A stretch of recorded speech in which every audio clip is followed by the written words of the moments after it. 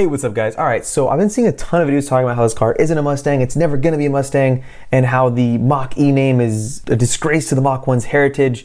And while I may agree with some of those comments, I'm just gonna talk about all the specs this crossover comes in, because two things I know for sure about this crossover. One, it's definitely what an electric muscle car crossover would look like if it were coming from Ford. And two, the trims and packages of this crossover are almost as hard to keep track of as the Mustang right now. So let's get into it. All right, so just a quick disclaimer. The footage that I have is only of the Mustang Mach-E that is in the LA Auto Show right now. So if you guys go check that out, that is what I have footage of. I don't have footage of each trim specifically, so just keep that in mind. I will be putting some pictures in from Motor Trend. I'll link that down in the description below.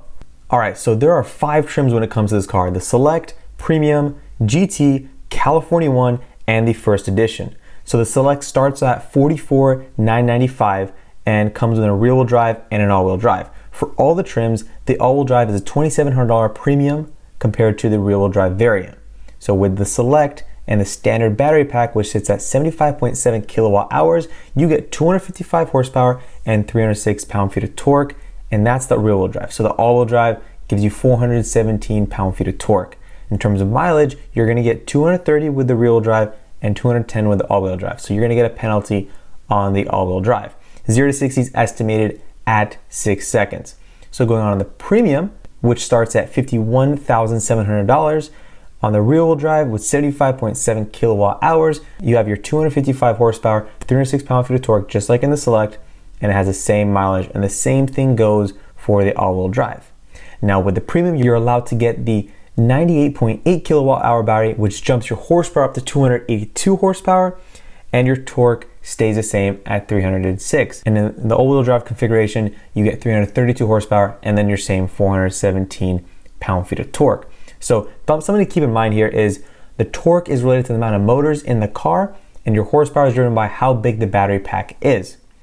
So going on to the range for the Premium, you're gonna get 230 and 210 for your standard battery packs, and you're gonna get up to 300 with your rear-wheel drive bigger battery pack and 270 for your big battery pack all-wheel drive. Going on to the GT variant, which starts at $61,600. It comes only in all-wheel drive, it has a big battery pack, and it's promising to push out 459 horsepower and 612 pound-feet of torque. Now that's insane to think of in this car, and I think it's gonna perform pretty amazingly.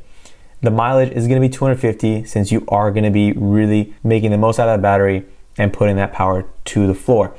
So you're gonna get around 4 seconds 0 to 60, but with a performance pack, which they haven't really announced details on, you could get as low as in the mid 3-second range. I'm gonna put 3.5 here for the sake of it. Going on the California 1, it looks really similar to a Premium rear-wheel drive, but it's gonna have some added bits for that limited edition series that they are making, and it's gonna have some different options there. It starts at $53,500, and that's pretty much the sum of it. Going on the First Edition, it's gonna be $61,000.